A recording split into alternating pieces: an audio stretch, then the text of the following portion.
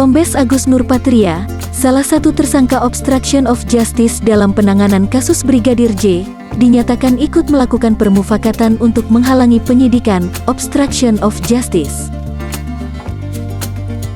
Informasi itu disampaikan Kepala Biro Pengawasan dan Pembinaan Profesi, Karowa Prof. Divisi Propam Brigjen Pol Anggoro Sukartono, berdasarkan hasil sidang Komisi Kode Etik Polri, KKEP, yang digelar terhadap Kombes Agus pada 6-7 September 2022. Pemberhentian tidak dengan hormat atau PTDH dari anggota kepolisian.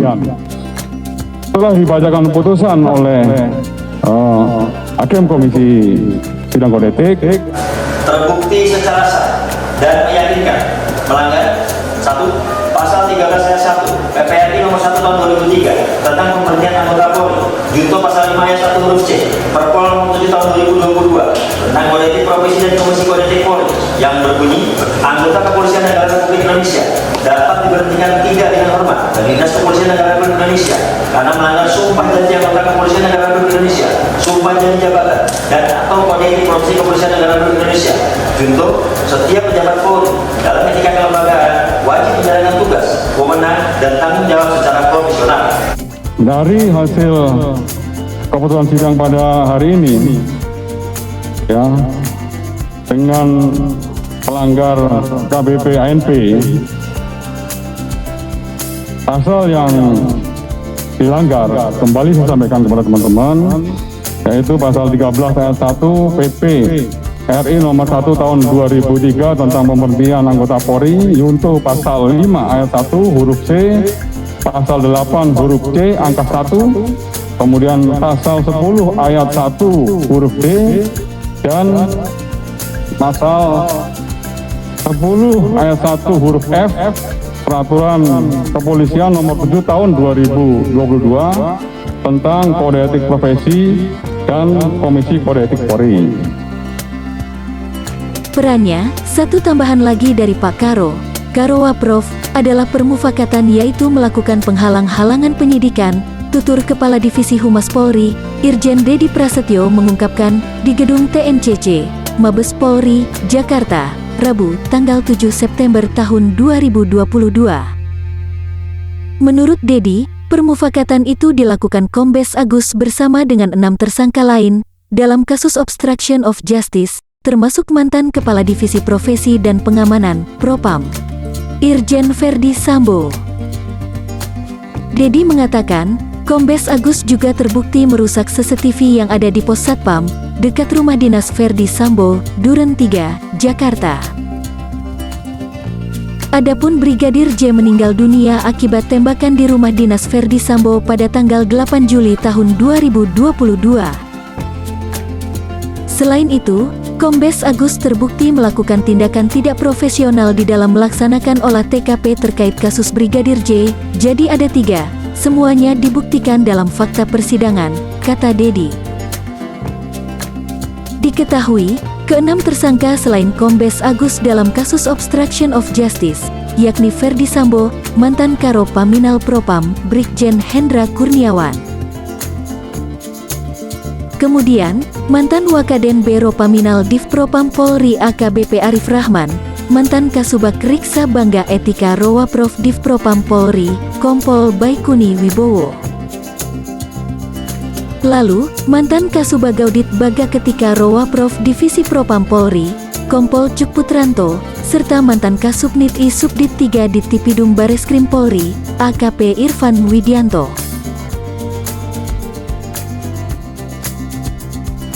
Nama Agus Nurpatria SH, pangkat Komisaris Besar Polisi, NRP 74080901, jabatan Pamit Kesatuan Yang Polri.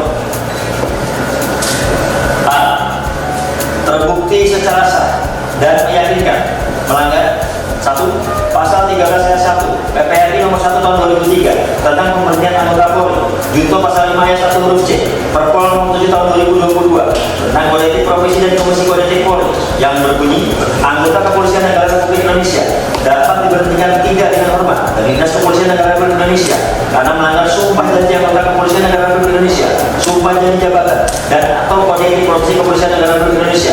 Junto, setiap pejabat Polri dalam etika kelembagaan wajib menjalankan tugas, wewenang, dan tanggung jawab secara profesional. 2. Pasal 13 ayat 1 PPRI nomor 1 tahun 2003 tentang pemberhentian anggota Polri, junto pasal 8 huruf C angka 1 Perpol nomor 7 tahun 2022 tentang kode etik profesi dan komisi kode etik Polri yang berbunyi, anggota Kepolisian Negara Republik Indonesia dapat diberhentikan 3 dengan hormat dari Dinas Kepolisian Negara Republik Indonesia karena melanggar sumpah janji anggota Kepolisian Negara Republik Indonesia, sumpah janji jabatan, dan atau kode etik profesi Kepolisian Negara Republik Indonesia. Junto, setiap pejabat Polri dalam etika kepribadian wajib mentaati dan menghormati norma hukum. 3. Pasal 13 ayat 1 PPRI nomor 1 tahun 2003 tentang pemberhentian anggota Polri, junto pasal 10 ayat 1 huruf D Perpol nomor 7 tahun 2022 tentang kode etik profesi dan komisi kode etik Polri yang berbunyi, anggota Kepolisian Negara Republik Indonesia dapat diberhentikan 3 dengan hormat dari Dinas Kepolisian Negara Republik Indonesia karena melanggar sumpah janji anggota Kepolisian Negara Republik Indonesia, sumpah janji jabatan, dan atau kode etik profesi Kepolisian Negara Republik Indonesia. Junto, setiap pejabat Polri dalam etika kelembagaan dilarang menyalahgunakan kewenangan dalam melaksanakan tugas kedinasan.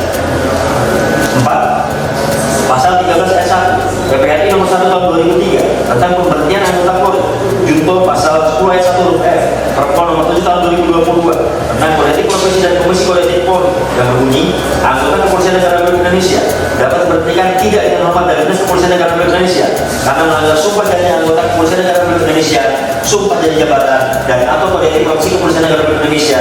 Junto, setiap pejabat Polri dalam etika kelembagaan dilarang melakukan permufakatan pelanggaran kode etik profesi Polri atau disiplin atau tindak pidana. B. Menjatuhkan sanksi berupa 1. Sanksi etika, yaitu perilaku pelanggar dinyatakan sebagai perbuatan tercela. 2. Sanksi administratif, yaitu A.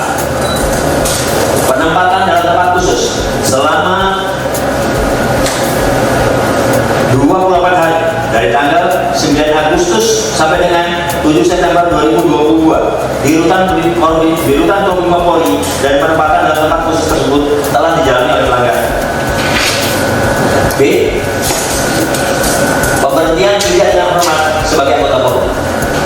Demikian putusan sidang komisi dibuat dan sebagai tanda sahnya selanjutnya ditangani oleh para anggota komisi pada hari tanggal tersebut di atas. Anggota komisi selaku ketua sidang komisi kode etik Polri, Rahmat Tamuji SIK, Kombes Pol NRP 68080527. Anggota Sektor Sidik SIK, Kombes Pol NRP 68060595. Anggota Bidang Jasa Teknologi SKMN, Kombes Pol NRP 67080602. Selesai.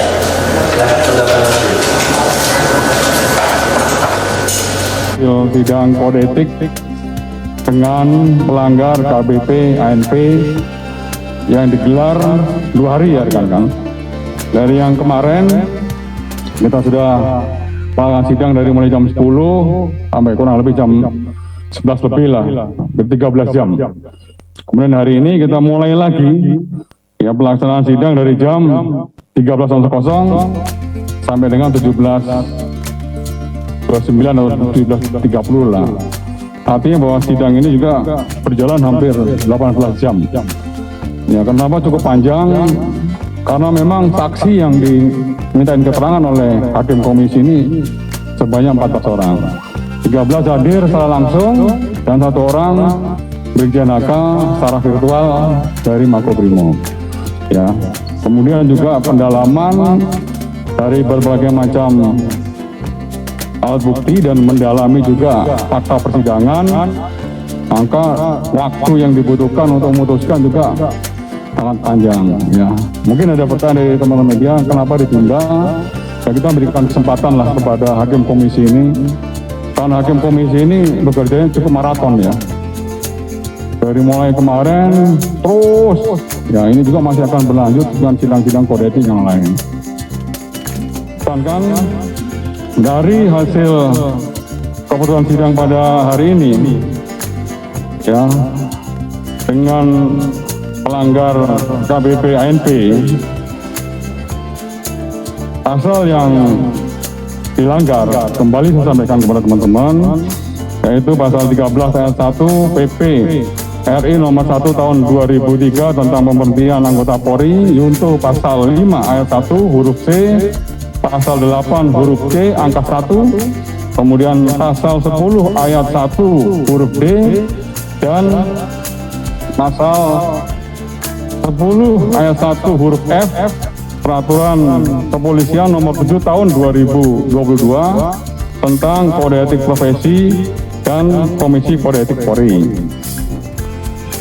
Hasil keputusan sidang kode etik diputuskan bahwa yang pertama, sanksi etika, yaitu perilaku pelanggaran sebagai perbuatan tercela. Yang kedua, sanksi administrasi. A. Penempatan khusus selama 28 hari dari tanggal 9 Agustus sampai tanggal 6 September. Maaf. Ya, kemudian B. Pemberhentian tidak dengan hormat atau PTDH dari anggota kepolisian. Setelah dibacakan putusan oleh Hakim Komisi Sidang Kode Etik, pelanggar KBP ANP mengajukan banding. Ya, silakan banding jika diatur di dalam Perpol nomor 7 tahun 2022 pasal 69 itu merupakan hak yang bersangkutan. Proses banding tetap akan diproses oleh komisi banding nanti akan dibentuk oleh Pak Karo Watprof. Ini hasil sidang keputusan pada hari ini.